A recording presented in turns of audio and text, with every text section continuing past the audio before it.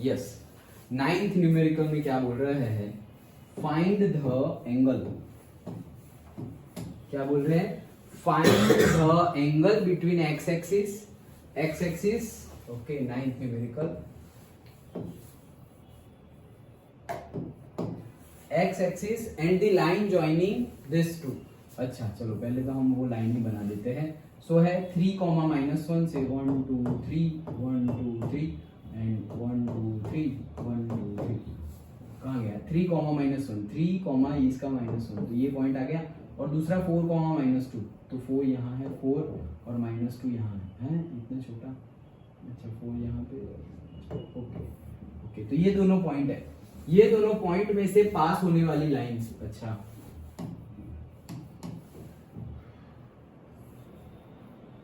ये लाइन है done.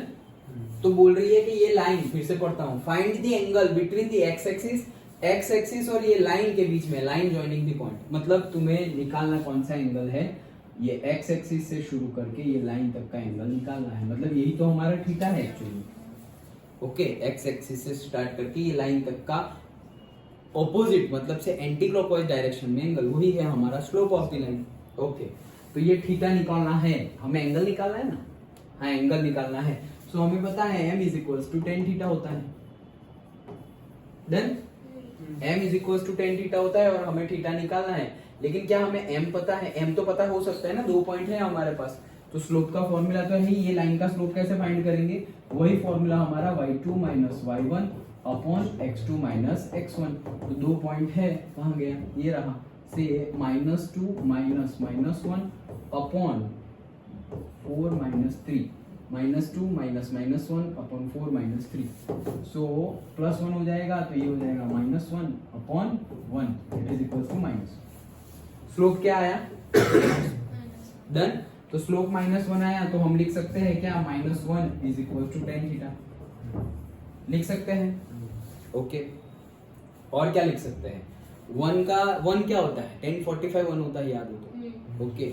So minus of tan 45, 1 की वैल्यू पुट की है tan 45, that is equals to tan theta, done, okay. So theta अगर हम पॉजिटिव लेते हैं तो एंटी क्लॉकवाइज डायरेक्शन में होता है, ऐसे एंटी क्लॉकवाइज डायरेक्शन। थीटा अगर नेगेटिव में होगा तो वो क्लॉकवाइज डायरेक्शन में होगा, तो यहाँ थीटा नेगेटिव है तो क्लॉकवाइज डायरेक्शन का एंगल मिल जाएगा तुम्हें, डन। तो क्लॉकवाइज डायरेक्शन का एंगल देखो, ये जो पूछा है वो हमने अभी तक फाइंड नहीं किया, हम क्लॉकवाइज डायरेक्शन का एंगल, मतलब एक्स एक्सिस से क्लॉकवाइज डायरेक्शन में ये जो एंगल है वो हमने फाइंड कर लिया, कितना है 45, डन। अगर ये प्लस होता तो यही एंगल 45 हो जाता, क्योंकि anti clockwise positive and clockwise negative, तो यहां पर हमारा नेगेटिव हो रहा है इसलिए हम क्लॉकवाइज आ रहे हैं, डन, ओके। सो माइनस है इसलिए हम यहां पर गए -45, अंडरस्टूड, सिंपल है। लेकिन हमें ये एंगल तो फाइंड ही नहीं करना था, हमें कौन सा एंगल फाइंड करना था, हमें तो ये एंगल फाइंड करना था, अंडरस्टूड, इतना तो समझ में आया, ओके। अब therefore theta is equals to -45, ये मैं लिख देता हूं, theta is equal to not -45, बस ये जो लिखा हुआ है वही सही है, tan theta is equals to minus of tan 45, done. उससे मुझे ये 45 एंगल मिल गया। लेकिन कोई भी लाइन का स्ट्रेट लाइन एंगल कितना होता है, 180, कोई भी लाइन का स्ट्रेट लाइन एंगल कितना होता है, 180 होता है, ओके। मतलब कि कहने का मीनिंग क्या है, ये टोटल एंगल मेरा कितना है 180, डन।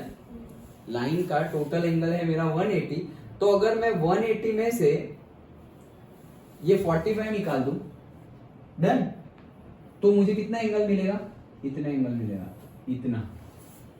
तो आंसर मिल गया, नहीं आंसर मिल गया क्या, हाँ आंसर मिल गया, करेक्ट, समझ में आ रहा है।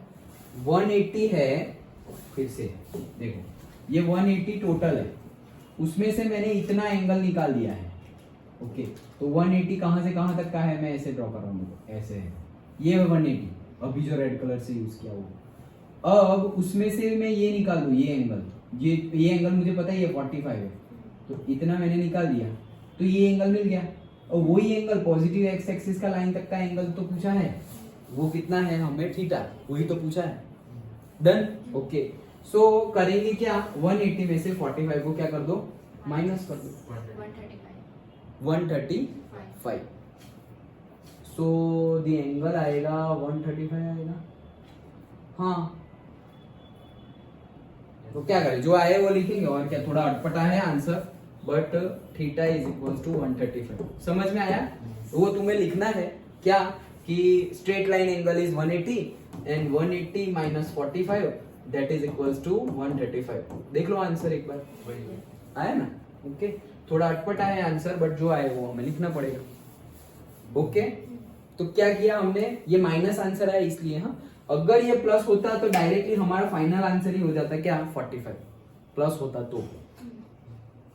Done, sure? ओके, ये था हमारा 9th